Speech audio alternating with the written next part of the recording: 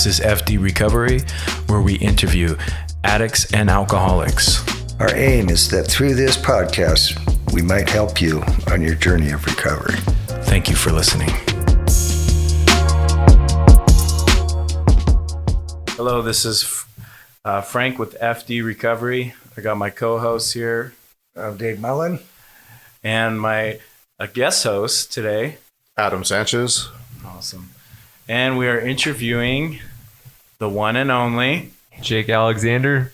Jake from State Farm. Jake from State Farm is in the house. That's me. Hey, Jake. So, tell us where you're from and your clean date. All right. So where I'm from, I was born and raised in Nevada County, Grass Valley, California. I was born and raised here. And my clean date is October 14th of 2023. Yeah. Nice. That's 11 months now, right? 11 months. Yeah, dude. Oh, yeah, man. Sneaking up on that big 1 year. Yeah. What's the longest you've ever had clean? Right around the corner. So I think the longest I've ever had clean is about, I'd say like 10 or 11 months. Okay. Before. So you're right around that at the same time when you decided to go fuck around. Mm-hmm. Okay. So tell us when your drug use started. So my drug use started. I started drinking alcohol. I remember I started, sneaking around my parents' house with alcohol, like stealing, looking around in their liquor cabinet. Started taking shots of liquor from them. What age? I was probably like 12 or 13. Yeah. It was the first time I experimented with alcohol. And then when I was about 15, I was I was about 16 in high school. I met up with my friends in high school and started drinking with them, getting drunk. I had a friend in high school. They lived right up the road. His name was Eddie, and they owned the Friar Tuck's restaurant. His parents did. I remember that was one of the first times I really got hammered drunk, and I remember we ended up getting in trouble. His parents came home, and there was 4 of us there. There was 4 of us there, and that was I got really drunk, to where I had the spins, and I wasn't feeling well, and my parents came and picked me up, and I went home, and I remember laying in my bed, and there was a ceiling fan, and I was just sitting in my bed, just spinning with it. Spinning. Hell yeah, dude. The first time you experienced, was that by yourself or with somebody else? When you said you experimented taking shots at home? No, I think I was by myself. The first time I ever experimented with alcohol, I was by myself. Was there anything that led up to it where your parents heavy drinkers or anything like that? Not heavy drinkers. Because that is just random to be like, I want to take a couple shots. Yeah, you wasn't around family members, brother, or anything. Or you just think you were just curious? So I do remember, when I was 15. I was 15 years old, and my brother was turning 18, because my older brother is 3 years older, and my parents agreed to get him a keg, like a pony keg. Well, that explains a lot. Yeah. And so that was the deal, and my parents were like, yeah, they told my brother you could have your friends over and his girlfriend, and a couple of them, his friends had cars, and they're like, yeah, you could come over here. You guys come over, and we'll take everybody's keys, and we'll get you a keg, and you guys can party here. And I was included, and I think I had one or two of my friends, and I remember asking my parents, I'm like, well, can I drink? And they're like, no. And they were worried about my friend and like what their parents were gonna think. And so I think they called my friend's parents and were like, "Hey, this is what we're gonna do. Is that okay?" And like that, we all had everybody came together and agreed. And Got the permission slip signed. yeah, Get a free pass. Fuck yeah, that's kind of cool. I mean, if you're gonna do it anyway, that's the righteous way to do it instead of that makes sense. So what was the outcome of that? Did everybody just get so annihilated? yeah, we got pretty annihilated. Oh, okay. Were there drugs at the party? No, No, no. yeah. Oh, yeah. When did so what's your drug of choice? My drug of choice was opiates. Opiates, yeah, pills, pain pills, heroin. Yeah. When did that start? When did that start? At what age?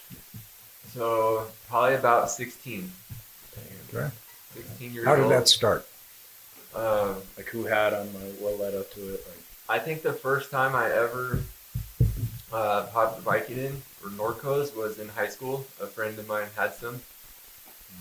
I think he got from a family member. That was my first taste of opiates. And then What was the feeling you got once you started taking them? feeling, just like a warm, fuzzy feeling. It'd give me like energy. I feel like warm, fuzzy, bubbly, outgoing, more talkative. Okay. I just was able. I felt more comfortable. Well, was it like, here, I got this, want to try it, or when you got it from your friend, or what? Yeah, it was like, because at that time, me and that same friend, we were already smoking a lot of pot. Like, we smoked a lot of weed together, and How old were you? I was 16. 15 or 16. Yeah. Okay. So at what point did you, were you taking them to where you had to continue taking them? Was there any detox in between, or kicking opiates that you recall? Or? So shortly after that, my grandmother, she was taking care of it's my step grandpa, but he was, he was my grandpa Chris, and he was on like 26 different medications before he passed away, and she lives right by the high school. That's where I live right now. And so when I was in high school, I was experimenting with Vicodin, and I had a taste for them. And then I found out that, like, I'd go over there after school, and there was a medicine cabinet, and she had those big like bottles of yellow Norcos, and those were like the only medications that, like, for some reason, she was in charge of like taking care of my grandpa and giving him his medication, but they didn't make him feel well, so like she just had there were just stockpiles all around, in the bathroom, and Oh boy. so that's when it started, and I was 16 years old. Fucking vending machine. Oh boy. Scooby snacks. Pez. Fuck yeah. Knock down half a dozen of those and get started. Yeah. Thanks, Grandpa. Yeah. So you said it was 16 when you started with opiate. That's pretty young, actually. At least for me, it was later on when I tried opiates, around like 18, 19 or something like that. I didn't try them when I was too young. But I did. I did. Well, the reality is for me, it was just like, I did a couple Norcos here and there. I got introduced to Valium pretty young. I think I was probably like 14. Valium was, my mom used to call them happy pills. I mentioned that in the past. Oh, they were happy pills. So I'd sit there and just zonked out. So was there any? Did you go too far on taking them from your grandpa? Was that like a thing where it just got excessive and then you ended up just jacking your grandpa for all of them, or how did that happen? Because that's where my mind goes first. Is I jack grandpa. Sorry, Grandma goes to give grandpa pills and they're not there. Pills. Yeah, it was like I when I would go over there and visit, I would just like dump out a handful at first. And At first. Yeah, because I didn't want them to know. I didn't want anybody to know. And then, and that's how it started. And then I found out same age, like within a few months, that I was addicted to them. Okay. You know? Because I would pop I started out popping like 4 or 5, and then 8 or 10. Mm-hmm. And when I ran out, I remember. You mean when Grandpa ran out? Yeah. I'm gonna go fill my prescription. Yeah. I go visit Grandpa. That's awesome. So, did it get to a point to where they found out, or did you happen to sneak out of that without any? Yeah, I don't think they ever found out. Well, they will now once they hear this. Yeah, because he didn't take those medications. It was like the one that he didn't take. Fair enough. Yeah, so no harm, no foul. No harm, no foul. You'll never notice until you hear the podcast. Fuck yeah. F.D. Recovery. F.D. Recovery. You heard it here first on F.D. Recovery. Don't let your parents listen to this. Well, I'm sure they're probably used to your bullshit. I know my parents are. No matter which way, whether they knew some stuff or not, I did enough to where they're like, they'll hear something like that. Like if I have a similar, like they'll be like, oh yeah, that makes fucking sense. Mm-hmm. That checks out pretty much. I know I've heard some stories from my mom that I thought I got away with. And they knew the whole time. Yeah, dude. Yeah, I've talked to my mom and my dad about it a little bit. Yeah. And my grandma, not so much. Well, thank God she's old, because most old people don't know how to use Spotify.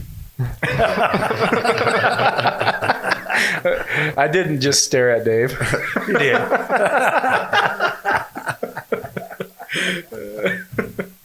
So you're gonna have to show me how to use this.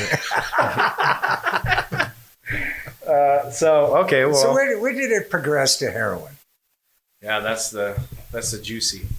So that was about 18 years old.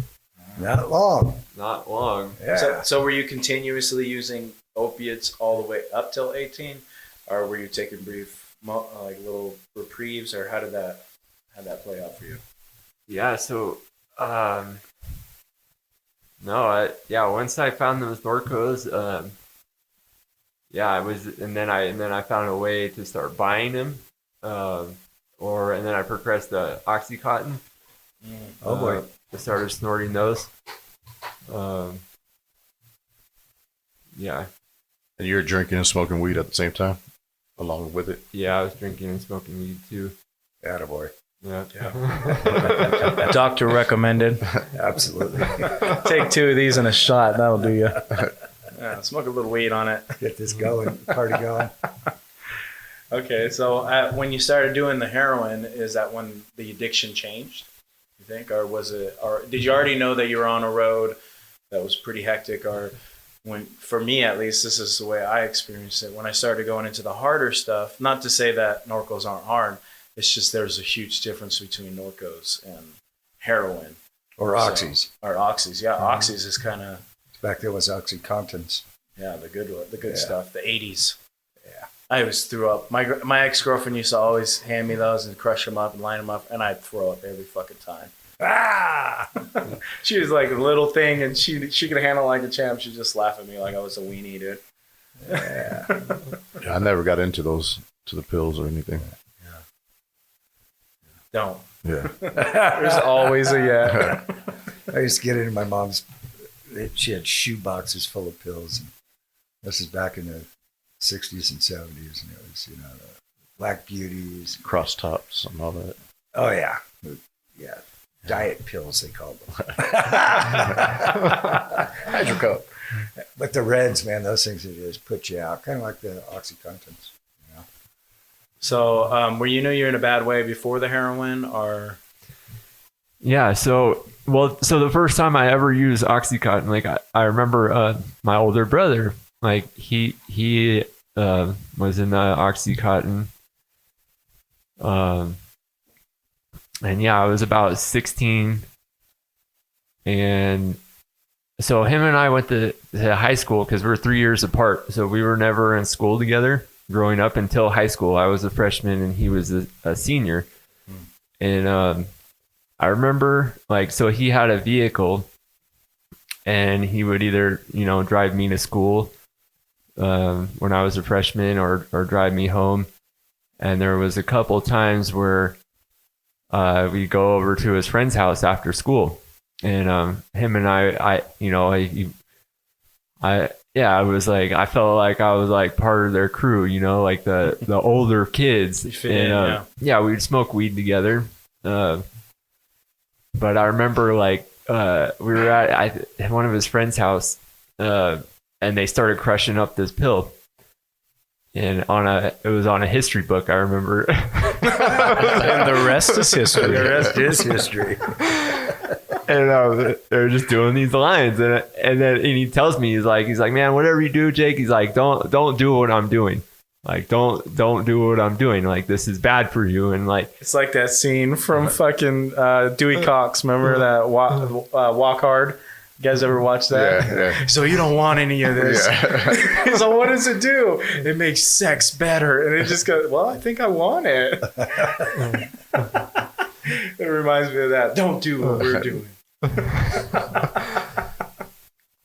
So did it deter you, or are you just like... No. So then, yeah, it was my sophomore year. And that's when I I was already doing the Vicodin in the Norcos, and I went into his room and I was like looking around for like weed or something, like to steal some weed. So You're looking for drugs. I was at behavior, man. Drugs in all the wrong places. And I found one of those pills, and it was a 40 milligram OxyContin, and it had the orange coating on it, and I grabbed it and I crushed the whole thing up, and I snorted the whole thing in the bathroom in the... Oh, hello. That's a good lift off right there. Hello. Holy shit. And you were how old? You said sophomore, so that's what, 16? 16? Yeah. 16. Yeah, the party was on then. So how do you, like, your first experience of really taking because that's a pretty high dose for your first time, right? How did you feel? Is that... Yeah, I ended up getting sick. I ended up puking, and I remember my nose itched really bad. My face, like I couldn't stop. Stop itching it. Yeah. So, but was that the point where you're just like, I'm gonna do this for what, like the rest of my life, or? Did you like the feeling? Yeah, I enjoyed That warm puke. Hey, after you're done with the puking, though, that's when the high really. You're like, yeah. So yeah, let's see, like, I remember in high school, I was buying them off the streets, and then by the time I graduated, I graduated high school, and then I got with this girl. We were together, and her and I were using too, and we were just buying like OxyContin and Dilaudid. And I remember there was like some of the people I was buying stuff from were like, oh, hey, like, do you want some heroin? And I kept saying no, because like I just had that fear of the needle or whatever. But then there was this one time where I didn't, that's all there was. And I was like, fuck it. I just like, my girlfriend, I'm like, you want to get some heroin? And we're like, yeah, sure. Like, let's do it, because we were sick. I was dope sick. I wasn't feeling well. And yeah, that's how that happened. So when you did that the first time, how'd you do it? I shot it up. Oh, wow. Yeah, I got needles and some heroin from my connection. So you cracked it off right? How old were you? I was 18. 18. Oh, shit. Okay. So from that point on, because I know from my experience, shooting up changes everything. Changes the whole high experience. Everything. So what do you think how do you think that affected your continued use? Is that when you went off the deep end? Yeah, I mean, get closer to the mic. Yeah, there you go. Yeah, I did. I was pretty much, I was addicted, man, and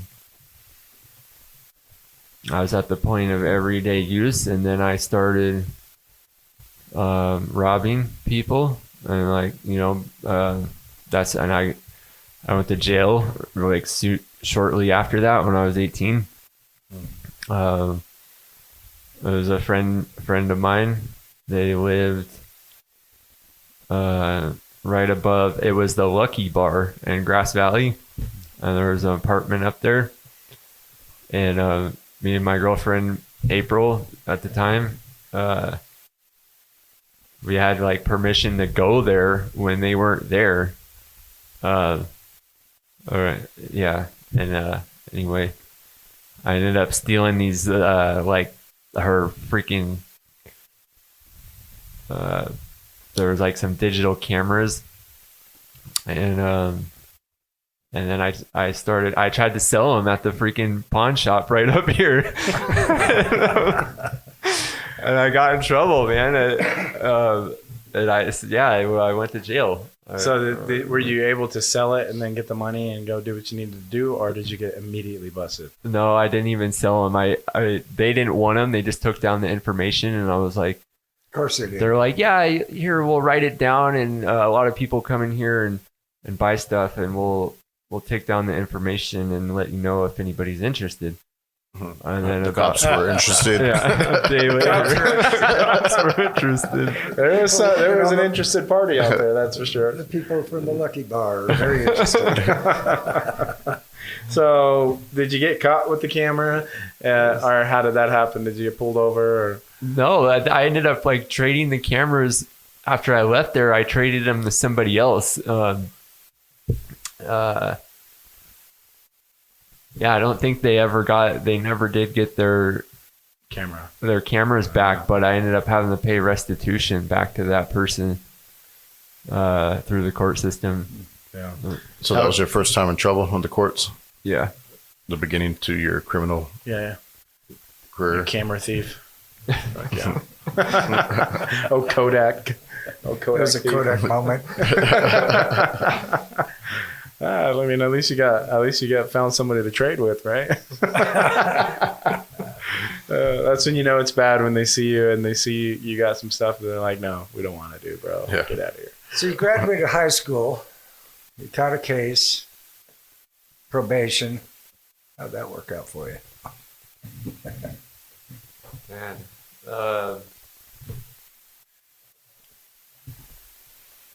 Trying to remember. I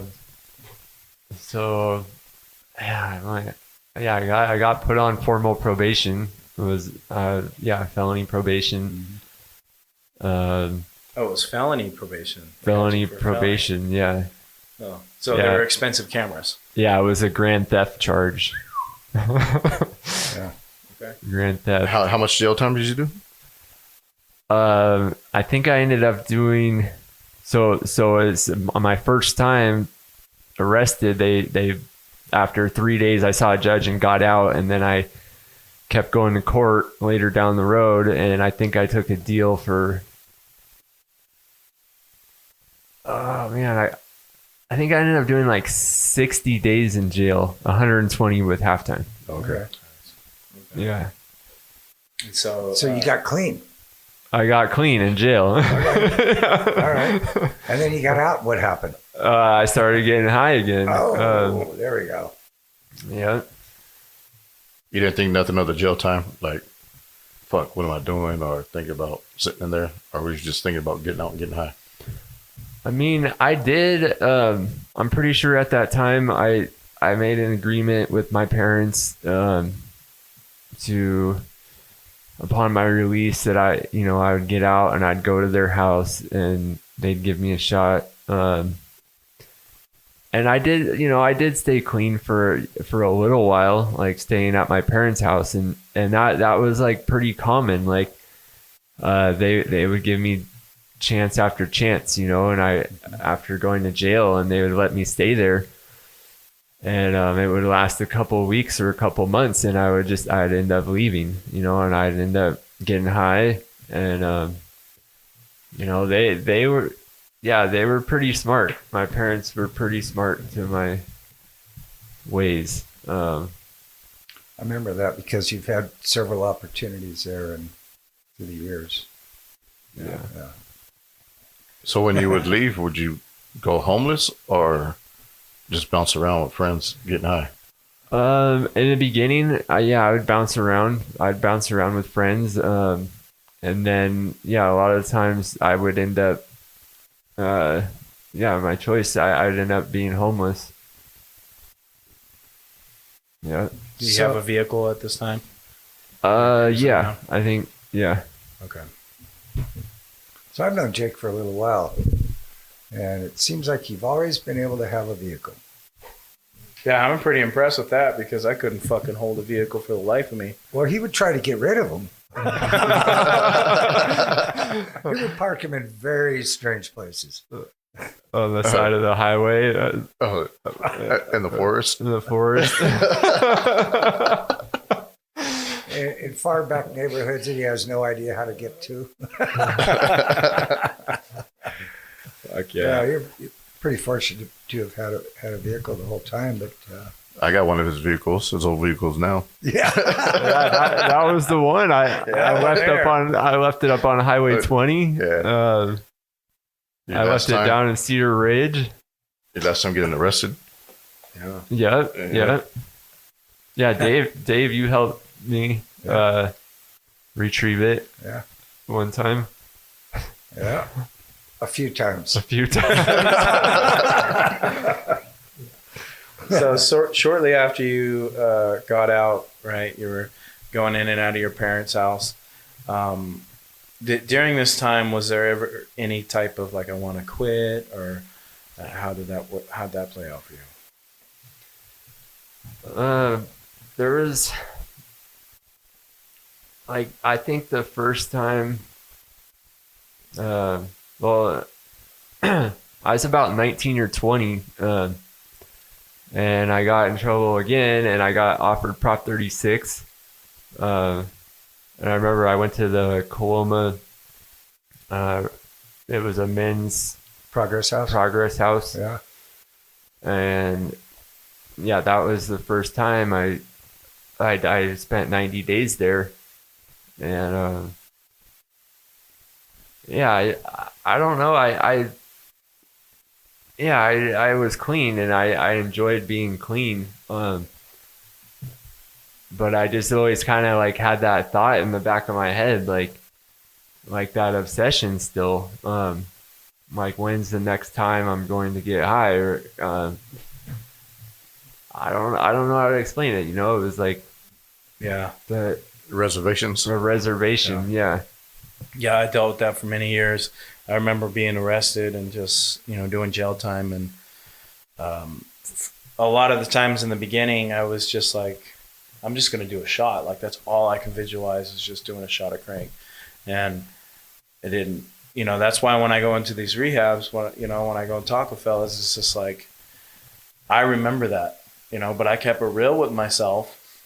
I was like, I'm going to use crank, By the time I went to rehab, it was just like, I started getting ready and I started wanting to change. But for a long time there, I just didn't even know that was an option.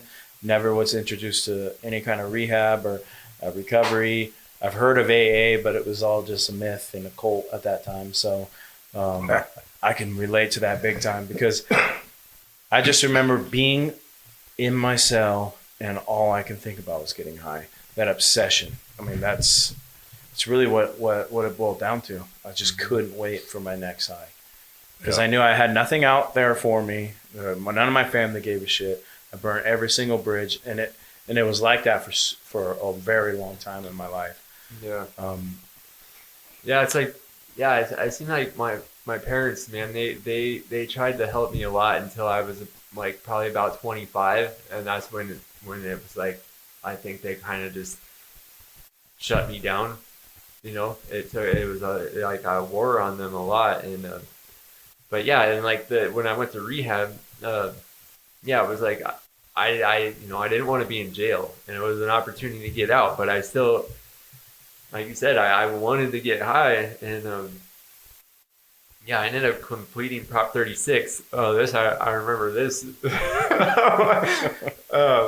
I finally, after like a violation or two, I completed Prop 36, and I got out of the courthouse, and I had it all planned out, man. I had Dilaudid and like Valium and Klonopin. I already had them in my pocket. I was in the courthouse with them and everything, and I got out, and they ordered me to go down to probation just to make sure, like just like, I don't know, sign some papers or something, and I did that, and I found out though they're like, oh, you're still gonna be on informal probation, and I kind of like threw a fit about it, and I'm like, no, that's not what the judge said, and I like had this attitude, and but anyways, let me do my Dilaudid in peace. It was just like informal. Does that mean I can hammer these dealies? Yeah. I don't have to inform you when I'm doing drugs, correct? Right. Do you mean I still have terms and conditions? That just means don't get caught. Yeah. That's all informal probation meant for me, is don't get caught. Yeah, but that didn't work out so well, did it? No. How soon after that did you get busted? Gosh, I can't remember. Probably not. Yeah, it didn't take too long. Yeah. Yeah, it never does. So when you went to the program, how many times have you been arrested before that, or up to then? Up to that program? Yeah. Because you said that was they sent you there to the program. Yeah, probably like 4 or 5 times, maybe 4 or 5 times. All new charges or just violations? Just violations. But then after that, I started. So then I think I tried meth for the first time when I was like 22 or 23. I bought it from one of my no names friends. Homeless at the time. My buddy.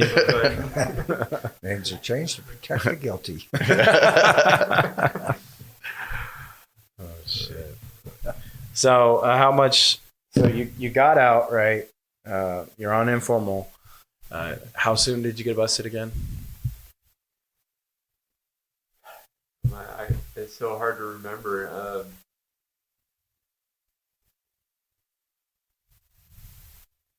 I said it's so hard to remember. Yeah, I know. I picked up like petty charges, like under the influence. Oh, and theft, petty theft charges. I would do that a lot to support my habit. Mm-hmm. I'd go into the local stores. I'd steal merchandise and and trade merchandise for drugs. Were you any good at it? Apparently No, not. I thought I was, man. I never was good at any of that shit, dude. I always wanted to be, but I was just never good at it. So you wasn't one of the local boosters. You just run in, grab out, or grab whatever, and run out. Yeah, it seemed like, I don't know, like I got away with it for maybe like a year or so and then once I started getting busted, then it was like every other time I'd get busted again. Once it started. Did Definitely didn't learn your lesson at first. So. No. Oh shit. So Yeah. then, when was your next case? Besides just little petty theft stuff.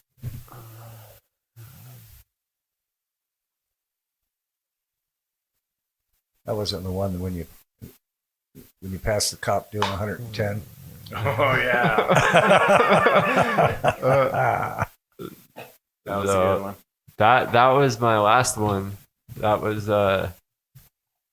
like the second to last charge. So that was my last one, second to last one. Yeah, I think I've been arrested about 35 or 36 times. Yeah. In jail.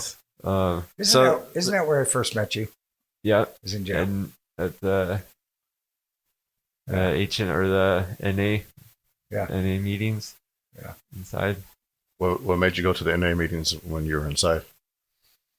Just to get out of your cell, or? Yeah. Get out of my cell, and I mean, I think I had some hope of every time I was in jail, like I felt better, there was a change, and I had this idea of like, maybe there's a way to get clean. And that's what everybody, like people around me, like the judges, my parents, and they're like, is this what you want with your life? Like, if you don't change, this is what's going to happen. So I gave it an attempt, but yeah, I also wanted to get out of my cell. Yeah, I was so full of shit when I was in jail, dude. I would just like, I got baptized like 2 or 3 times in jail just to get the fuck out. Yeah, dude, any way to just get me out of that cell, dude. And then there was this hot chick that would always sing in one of the church things, and she was a really good singer, but she was also hot. So it was like, I gotta go do this. I gotta go get my Jesus on. Whatever keeps us coming back, right? Yeah. So you spoke about that passing the cop doing 100. Tell us a little bit about that story.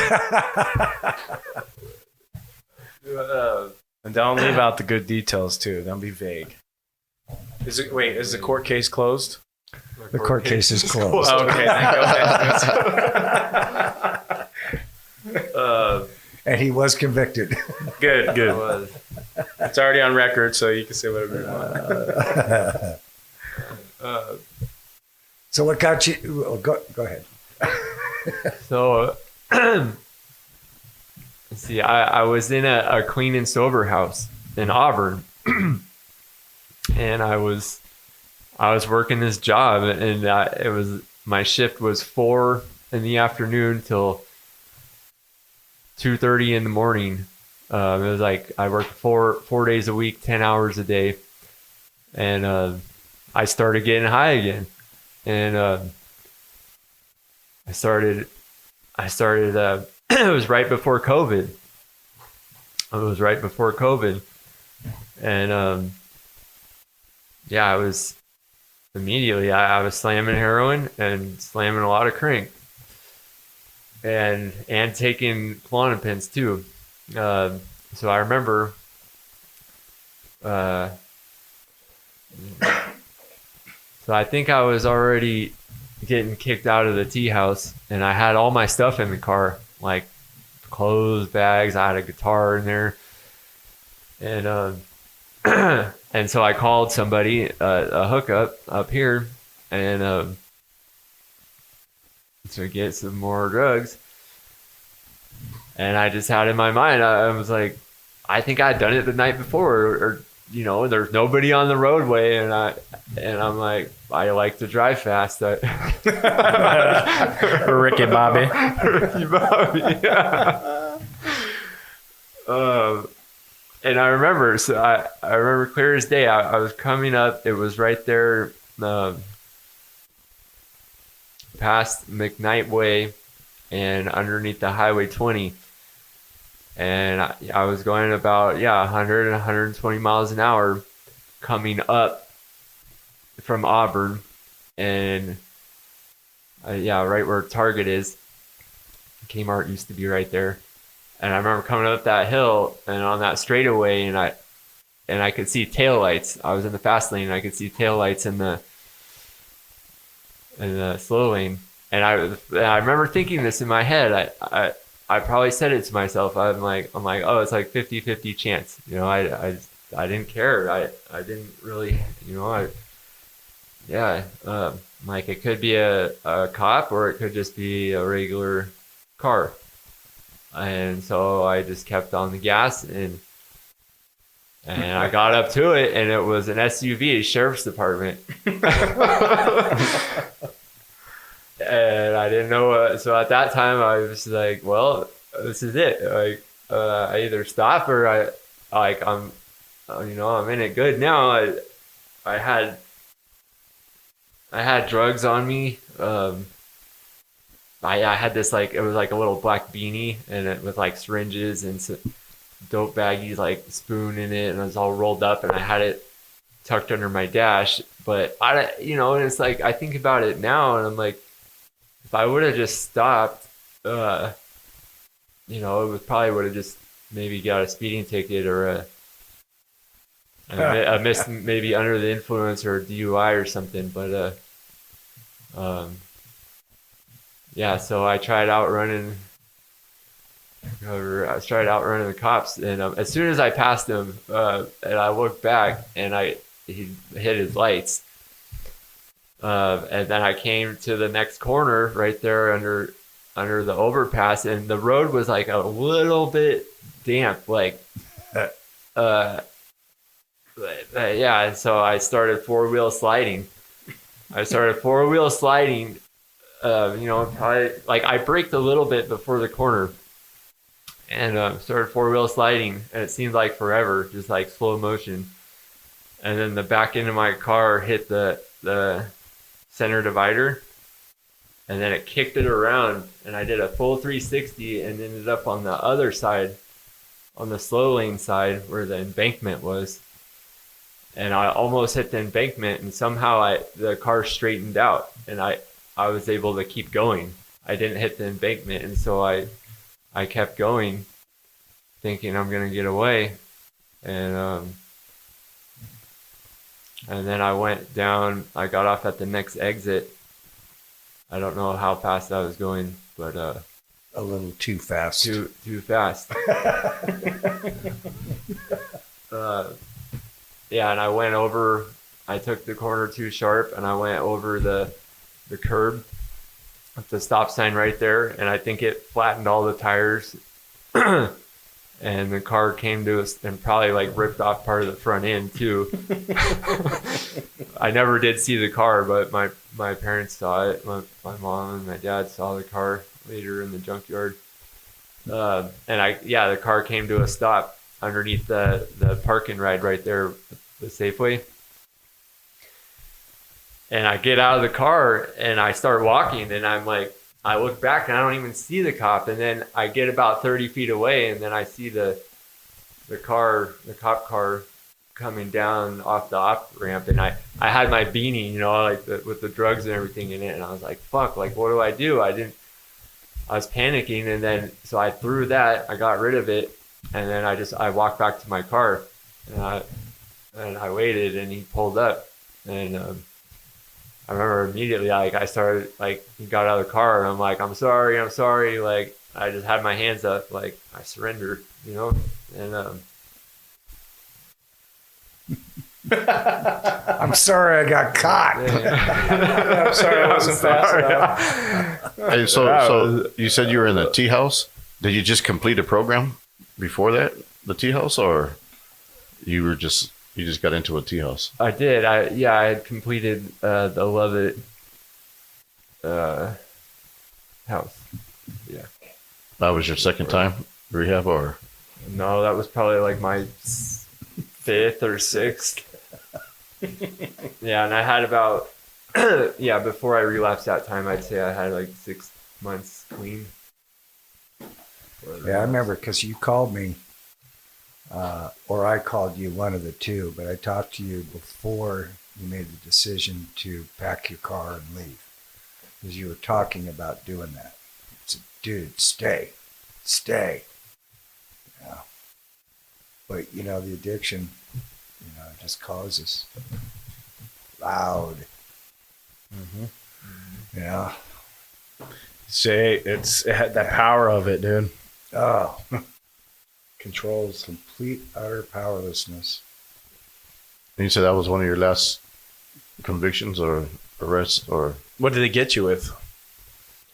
So they charged me with DUI, misdemeanor DUI, felony evading a peace officer, and felony reckless driving. And then at the time I got sentenced, I plea bargained to felony evading the police. how much time did you get for that? That's what's crazy. So I couldn't freaking believe it. So they, This is during COVID, right? during COVID. Wow.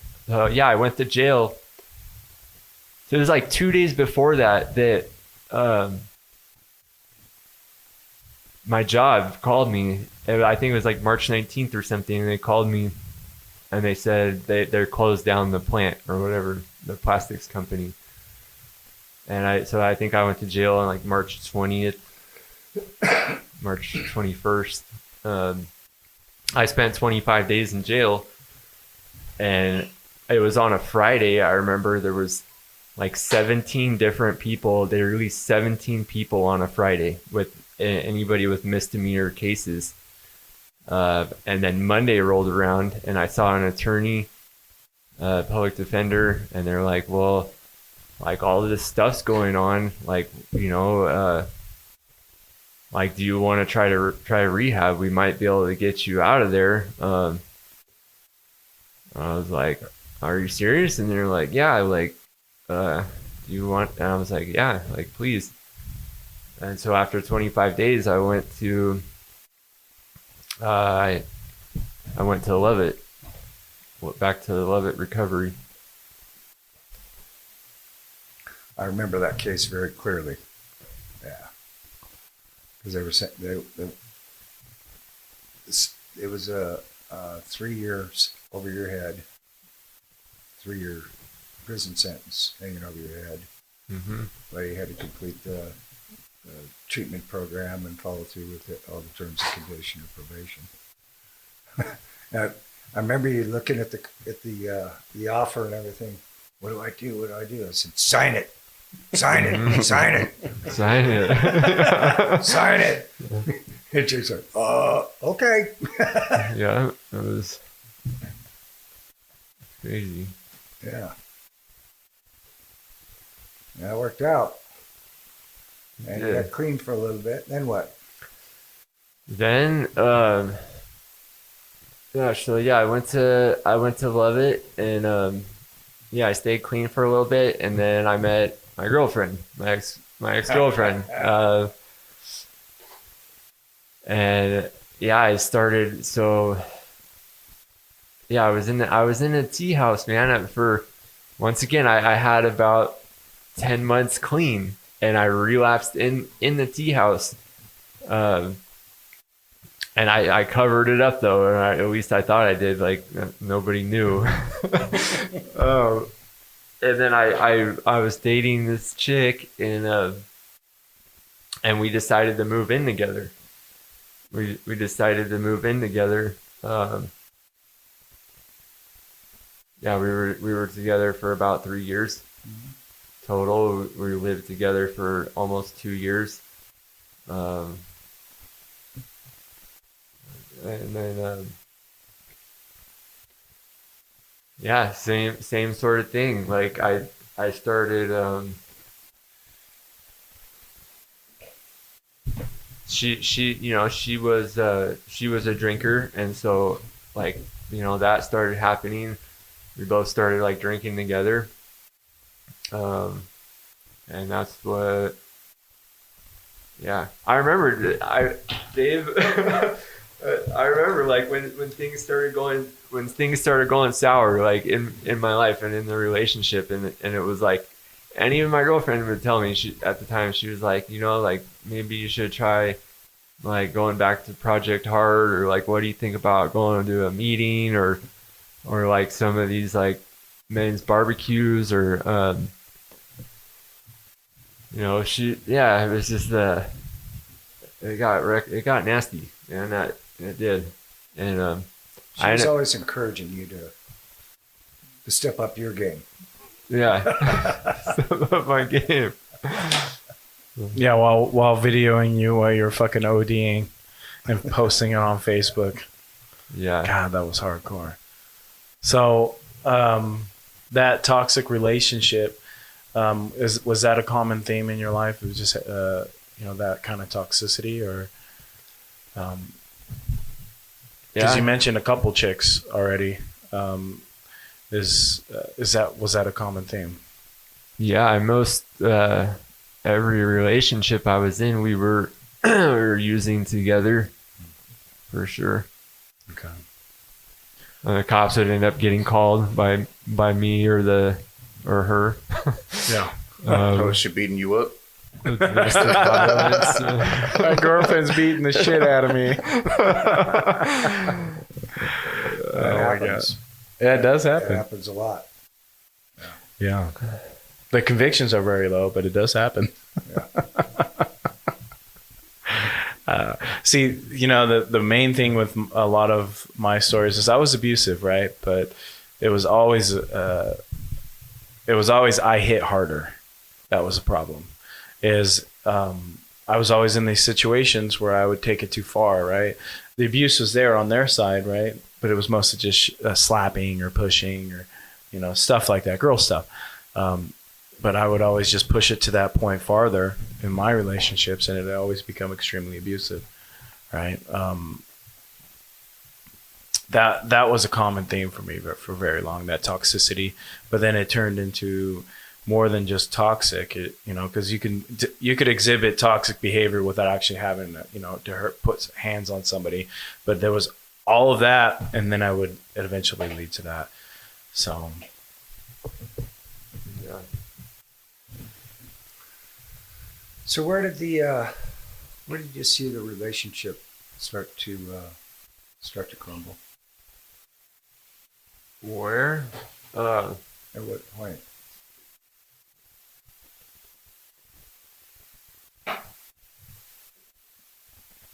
Yeah, I don't know.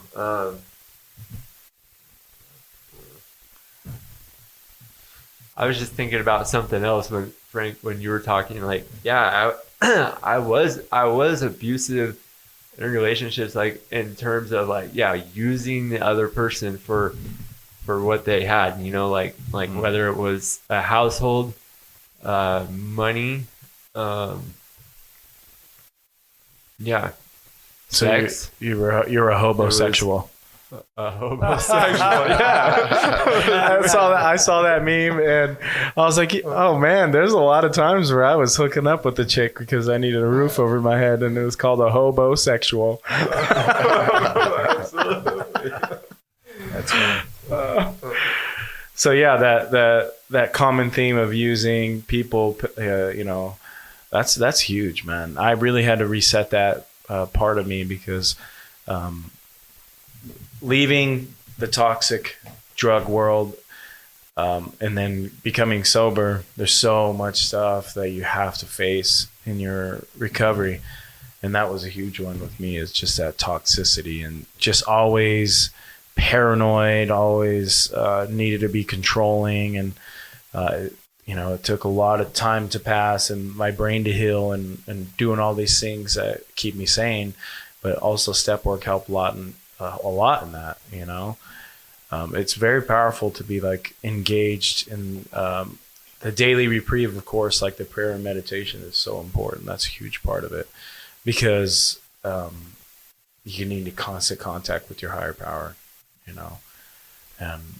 so yeah, we talked about the toxicity and all that, but at what point did you finally get it? You know, I know your story a little bit. I know you had one more rehab trip, right? Tell us about that, and then what it led to your sobriety. Okay. Yeah.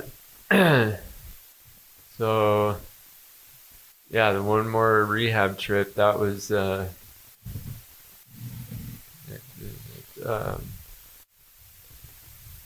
was after the relationship that ended. I ended up moving out of there, and I went hard, man. I went hard with fentanyl and crank, and I started overdosing, and then I went to rehab. I checked myself in the rehab. I went up to the behavioral health, and they approved me for 30 days of funding. I was at that point of misery where I didn't know what to do. It's like emotional breakdown, and that's where I met Adam. Yes. Seen Jake. We were both doing our intake in the office, and I was sitting there, and Jake comes in with his backpacks and just starts unloading them in the office. I'm like looking at this dude like, where's he going? Or was he, you know? And they called him in the back, and he had to put all the stuff in his backpack again, and then went in the back, and I'm just sitting there and just like, you know, I've been rehabs, but this is the first time I actually checked myself in like this, you know, usually like door to door or something. And, you know, Jake comes back out, and he's just sitting there and just unloads again. And I'm like, man. And then we both went in at the same day, and yeah. He's always got a backpack full of all sorts of weird stuff. Oh, yeah. It's like, I'm setting up camp right here. You don't mind if I just spread it all out? Yeah, I didn't know what he was looking for, but he was definitely looking for something. Yeah. Getting his little package together to sneak in. I did too, and it was I don't know. I think back on it, and it was hard for me to go back to rehab, like at that time. It was just like maybe like the pride and the ego of like, because I had been in and out of rehab so many times in the community. It was like I just had this idea in my head, like, for one, like I thought I was in power and control, like that I could do it myself, you know, like I was in denial. I think like, oh, I don't need this, like I don't need the support. And it was like, I wasn't in that clear frame of mind until I got into the program and got my mind free of the drugs. But that wasn't the last time you were clean, right? I know that you. No. Wouldn't you love to say, well, that was my last time in rehab and last time using? So I got 30 days clean then, and then I... Can I say something? Go ahead. So me and Jake, we hung out with each other in there, you know, and we were doing, you know, the program good, doing everything right. And, you know, Jake, his spirituality was growing in there. You could see it. And we would just sit all day, either play cribbage or just bullshit away from all the other bullshit that was going on, you know. But he was always doing some kind of writing, you know. His spirituality was growing. We were, you know, contacting you to go to outside meetings, you know, and it was different. You know, I could see from when the first day when I seen him with all his shit all over to halfway through the program, you know, he was clear-headed, he was focused, he was doing, but he didn't want to go into a tea house after. He wanted to go home with his brother, where his brother lived, you know. And for some backstory, his brother was getting high. Yes. You know, that's the part I didn't understand and try to get him. Why are you going back there when you know somebody is using? You know, that's a setup for failure right there. Oh, but I can do it. I can do it. Do you think now that was just a setup for yourself as a reservation? Did you like after, obviously you're clean now for 11 months, but thinking back on that, do you think that you were low key just bullshitting yourself and you were going to get high? I think so. Yeah, I was. I think I still wanted to use meth, and thinking that only the problem was the fentanyl. Like, oh, I'm overdosing and dying. Like that's the only. I could still smoke meth. Yeah. Go to work and I'll be fine. So were you fine? No. Oh, well. Yeah, so knowing Jake for quite some time, I've seen those reservations sneak up and bite him in the butt, right? Yeah. And, time after time, and so many times that you called me and like, man, I want to get clean. Come get this grub, right? And I go over and give me all this dope and get rid of that for him. And it's like, oh, thank you. And 2 days later, he's loaded again, It was like, and times of desperation, I saw the desire to get clean, right? I saw that third tradition in action in you, and I believed in you. I believed you could do it, right? And so it was just so cool because of that last relapse, going back with my brother. Yeah, we all knew it was going to happen, okay? But you weren't hearing it because the disease was talking to you louder, right? Yeah. The disease is just, it's got a grip on you. But that's one thing that Jake never lost is a desire to get clean, right? Yeah, I seen that in him because he would come around still. And, or he'd hide.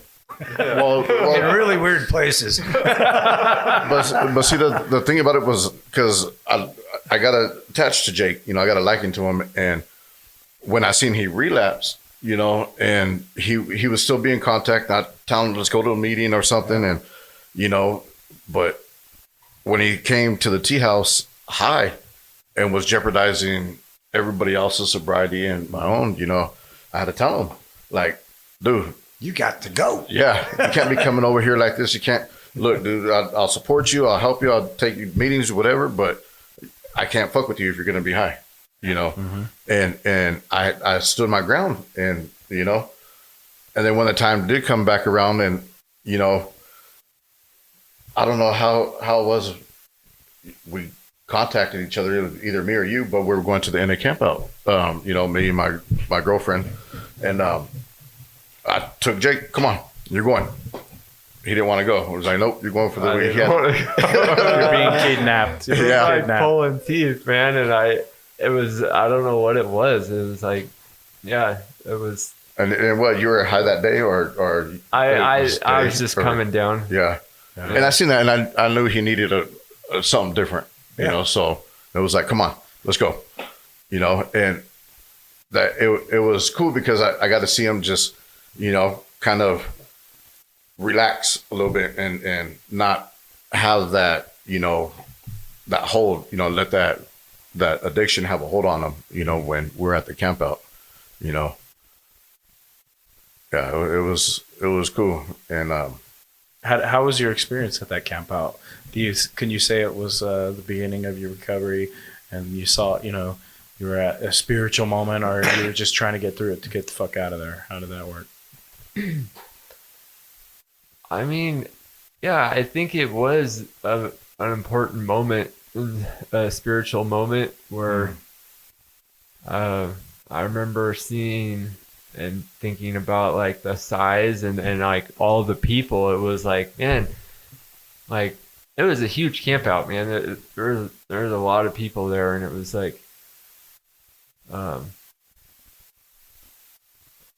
yeah, I remember thinking that more than once in my life. Like, how do these people do it? Like there's a large population of people that are clean and sober, and they're living their best lives. And I just didn't know. Yeah, so that was an important moment, kind of like a breakthrough, where I knew something was possible. and then I could do it. Yeah, and I think it was, I don't know, a couple weeks later. I remember, yeah, after that, I'm not sure, positive, but I think I did get high a couple more times. Yeah. Smoked some meth. Same situation, nothing changed.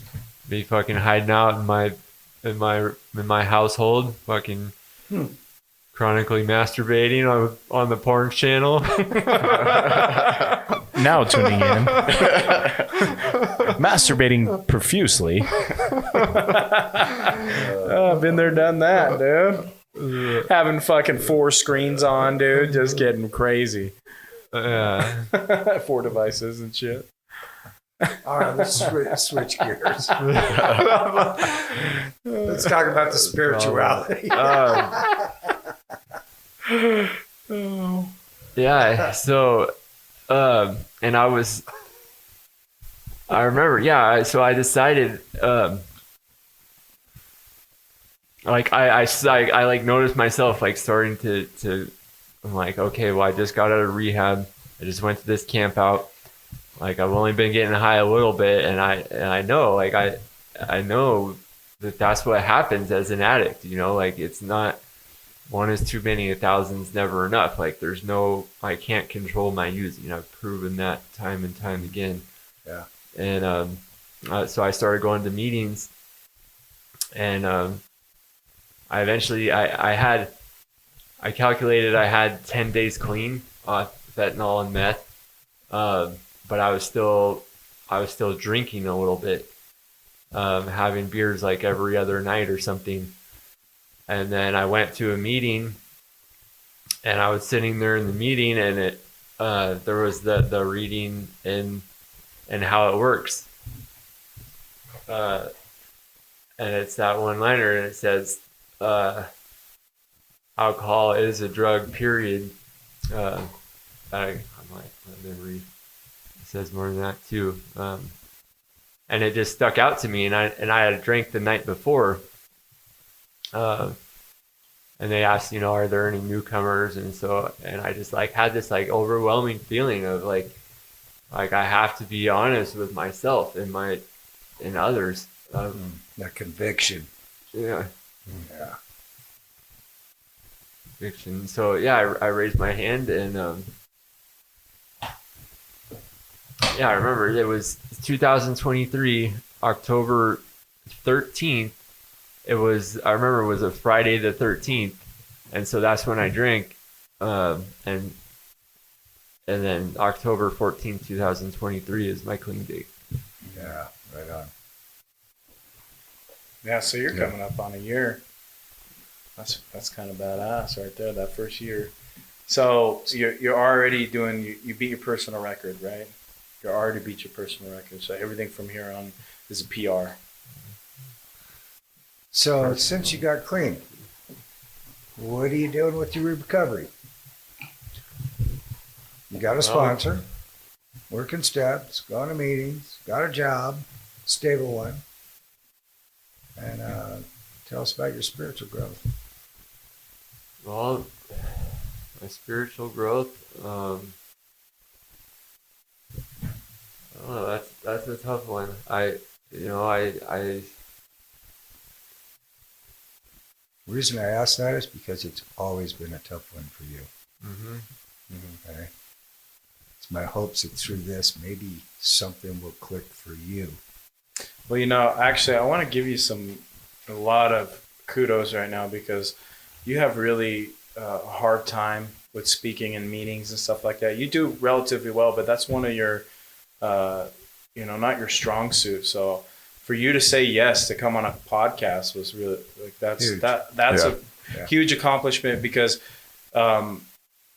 even you said like, damn, I gotta talk. And I understand it, dude. At 11 months clean and sober, right? I was a little different because I just love to fucking hear myself talk, you know. So that's why you still do. I still do. I was asking him this morning if he was nervous coming on. And he was like, yeah. But that's good. You know, the willingness part is just important, right? So you don't have to have 10 years or 20 years to speak to this journey of recovery, and that's the important part of this. Is right. 11 months is important, right? And that should be celebrated. That's a big part of why we don't just choose any people that have 11 months. I know a lot of people out there with that clean time, but it's just the reality is you're doing such a good job. I mean, you're showing up for your recovery, and that's important. Not only his, but others too. Yeah. Because you know, when I relapsed, he was there for me. Oh. You know, picking me up, taking me to meetings, and you know, just showing me that support that I needed. You know, and you know, shit, he helped me out with the car when my car took a shit, you know, so he's been of service, definitely, you know, and I think that helps him out a lot too, you know. So that's something that happens, and we never really identify it when we're building a support group, right? We're building a support group. So what happens later on if you relapse, right? And your support group comes around, circles of wagons come around side you and help you. Who are the first people you know? Okay? Not remembering the fact that that's the work that you did earlier to build this support group to help support you in the good times and the bad, right? And you build these relationships, these friendships, you know. I mean, we talk about some, deep stuff, right? And let out secrets and people that we trust, and then if you relapse, those people come around you because they want the best for you, right? And you've been there for other people through their relapses, right? And they're all going to be around you for your relapses, right? And that's called connection. Connection's the opposite of addiction, right? And so being able to share your story with other people is imperative. So I really appreciate you coming and talking about, your journey. The whole thing is a spiritual program, right? And you've had this little battle with higher power of whatever sort, right? Tell us where you're at today. Well, I'd say today, I find I find connection with within the community and myself, and spiritual principles, like just living an honest lifestyle, and like being able to feel good about what I'm doing, and not like have like these like crazy expectations or like I'm not gonna like I'm not entertaining or like out for the wrong reasons, like so yeah, and like Adam mentioned, and like the first few months I was doing a lot of service, and I was picking up people from their Serenity House, and I felt like that's like a way to give back, because I don't know, like this sounds weird, but like I believe like down in my heart, like if it wasn't for like Serenity House and in the community, like I probably wouldn't have got clean, and you guys, like I probably would have died. I just had like I was like hopeless at the time, and now I have hope. I have hopes and I have dreams, and I Proud of you, Jake. Yeah, seriously. Yeah. We love your guts, man. Yeah, every time because it's hard being in recovery, because you were there in my rehab up here in this community where I relocated to Grass Valley. You were there the first time around when I was going through rehab. So like you said, man, it's like having that connection as far as that, and seeing that person go through the hard times and then you're just praying for them, and seeing people come around you and try to gather around you. And that's why when I seen you go to that the alumni meeting, I rode your ass. I said, you fucking better be there, because I know how important it is, dude. Like that keeps me clean and sober, going back in, talking to those guys and just being of service that way, and the accountability factor, right? It's important. You have to be accountable. Like that's why you have to have people in your recovery that hold you accountable, and that's what those service structures, and that's what they're aimed towards. A lot of other stuff, but that was main pull away for me, is that accountability. I just was going through life without any accountability, nobody to answer to. But it's different when people know you're going to be there Thursdays, Fridays, whatever day it is. It changes it, right? Because you don't want to let those people down in recovery. And that's why it's important that, that whole, when I seen you start going on Friday, that's badass. Yeah, so when I got clean, and I heard a guy, Bob R., he was saying in meetings that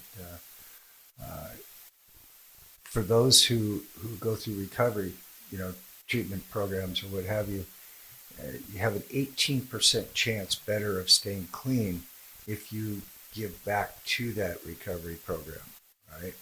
And I didn't know if I believed it, right? But I wanted to believe it. And I don't know if the percentage, still to this day, I don't know if 18% is the right percentage. You may have just grabbed that out of the sky. I don't know. But what I did was believe it, right? Just like you believed that you could get clean, you believed that other people were getting clean and doing this thing, and you wanted that, right? And I wanted it bad enough too. So I was willing to give back to that treatment program, right? And I don't know if that 18% is right, but I know that was one of the things that helped me stay clean too. So you going back and doing alumni at one of the treatment centers that you stayed clean at, got clean at, is really cool. And I still believe to this day that it's important to give back to that treatment center. Really proud of all you're doing in your life, dude. Just so proud to call you my friend. All right, so we're nearing the end. We're nearing the end of this. We usually wrap it up with talking about where you're spiritually at. I think we kind of covered that, though. For the sake of the listeners, I mean, what your higher power, you ask them that, but what does that look like for you? I know you mentioned connection with people, but do you have any kind of formulated thought behind that, or do you pray to something, or? I don't really pray that much. I am a firm believer of like good orderly direction, and and people like you guys, having people in my life, like kind people with similar experiences, and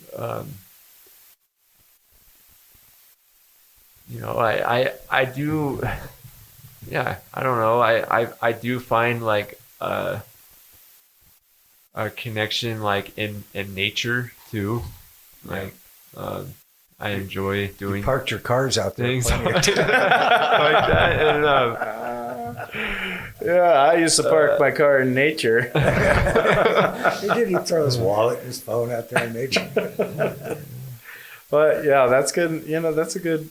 I mean, yeah, it's not the only reason I bring it up is just because I know that people in recovery, they have a hard time with that concept, and it's important to bring it up because every point of view is valid, right? Because this whole higher power thing, you don't have to have the man in the sky or Buddha. It doesn't have to be this crazy concept that has to be so overwhelming and graceful.